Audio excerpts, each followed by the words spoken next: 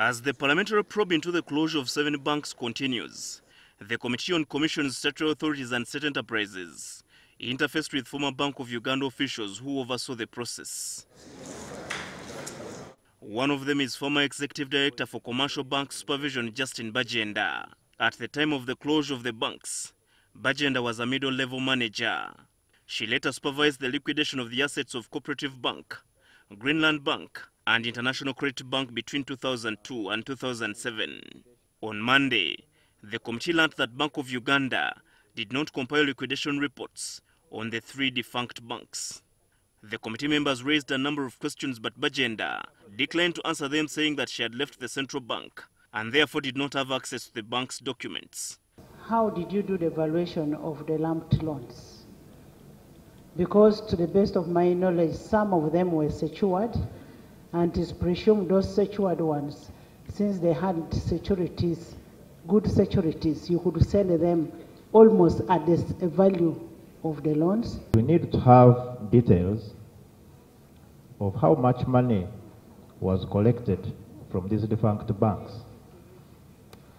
From the time of the first offer, between the time of the first offer that had attracted $10 million and the last time of the signing of the agreement. All the questions you have asked are very well documented. That's a fact. They are documented in the files I left behind when I left the bank. So the question is, how did you source these companies?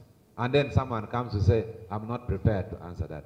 How did you discount the sales from 10 billion to 5 billion? I don't have documents. Mr. Chairman, we need to harden here. The big fish is in the house. We need to harden here. These are the people who cause problem to the young ones who've just come yesterday. However, Committee Chairman Abdul Katuntu directed Bagenda to liaise with her former employers to give her the required documents as she returns on Thursday, ready with answers. Another major concern was the agreement Bank of Uganda signed with Nile River Acquisition Company, an offshore company based in Mauritius. The company bought off the loan assets of the 3 banks, initially valued at 134 billion shillings, at just 8 billion shillings. The committee questioned the decision of Bank of Uganda to sign an agreement with the company based on the British laws, yet the assets it was buying, such as loans and land, were in Uganda. So what was this so much complicated that it lacks within our laws for you to take a decision that actually let us to go to what? To the English law.